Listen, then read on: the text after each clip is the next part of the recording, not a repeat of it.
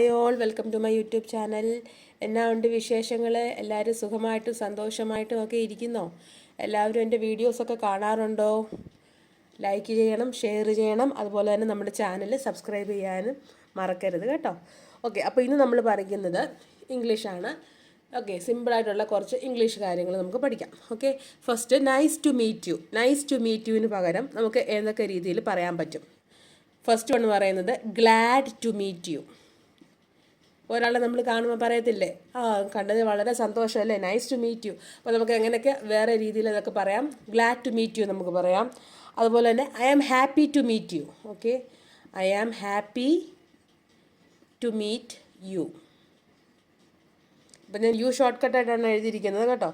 Next നമുക്ക് വേറെ രീതിയിൽ എങ്ങനെ പറയാം? It's a pleasure to meet you. Okay, it's a pleasure to meet U.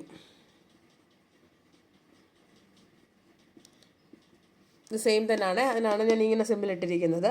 Next, it was lovely meeting you. അല്ലേ, it was lovely.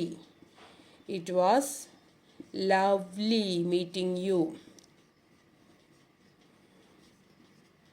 Next, I am delighted to meet you. എങ്ങനെയാണ്? I am delighted to meet you. Okay, മനസ്സിലായല്ലോ. അപ്പോൾ ഇനി nice to meet യുവിന് പകരം ഇതൊക്കെ ഒന്ന് മാറ്റി പിടിച്ച് പറയുക. ഓക്കെ, സിമ്പിളായിട്ടുള്ള ഇംഗ്ലീഷാണ്, എല്ലാവർക്കും മനസ്സിലായെന്ന് വിചാരിക്കുന്നു. ഇനി നമ്മുടെ ഒരു ഫ്രണ്ടിനെ കാണുകയാണ് കുറേ നാളുകൾക്ക് ശേഷം. അപ്പോൾ അവൾ നല്ല അടിപൊളി സുന്ദരി കുട്ടിയായിട്ടാണ് വന്നിരിക്കുന്നത്. അപ്പോൾ നമ്മൾ നോർമലി എന്താണ് പറയുന്നത്? യു ലുക്ക് ബ്യൂട്ടിഫുൾ, അല്ലേ? You look beautiful in this dress എന്നൊക്കെ നമ്മൾ പറയും, അല്ലേ? അപ്പോൾ അതിന് പകരമായിട്ട് നമുക്ക് എന്തൊക്കെ യൂസ് ചെയ്യാം എന്നുള്ളതാണ് ഇനി അടുത്ത പറയാൻ പോകുന്നത്. എങ്ങനെ നമുക്ക് പറയാം? യു ലുക്ക് അമേസിങ്, അല്ലേ? യു ലുക്ക് അമേസിങ് പറയാം.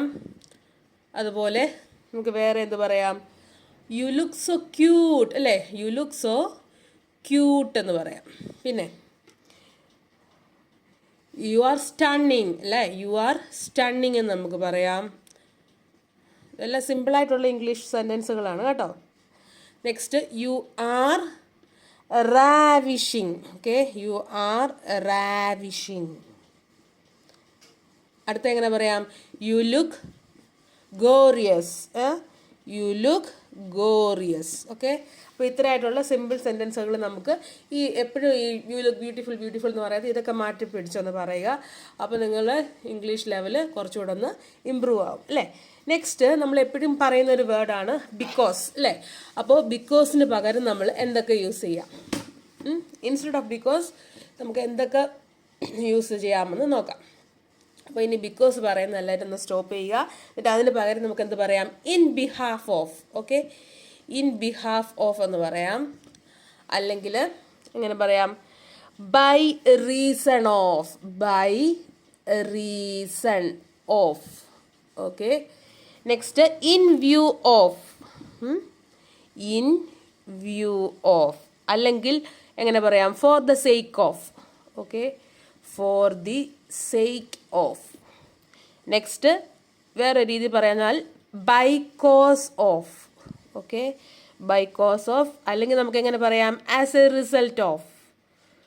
ഓക്കെ, അപ്പോൾ ബിക്കോസിന് പകരം നമുക്ക് ഇങ്ങനെയൊക്കെ മാറ്റി പറയാം. ഓക്കെ, അപ്പോൾ എല്ലാവരും ഇതൊന്ന് ട്രൈ ചെയ്ത് നോക്കണം. വീഡിയോ ഇഷ്ടമായെങ്കിൽ ലൈക്ക് ചെയ്യണം, ഷെയർ ചെയ്യണം, അതുപോലെ നമ്മുടെ ചാനൽ സബ്സ്ക്രൈബ് ചെയ്യണം. ഓക്കെ, അടുത്തൊരു വീഡിയോയുമായിട്ട് നമുക്ക് വീണ്ടും കാണാം. അതുവരേക്കും bye bye, take care, love you all.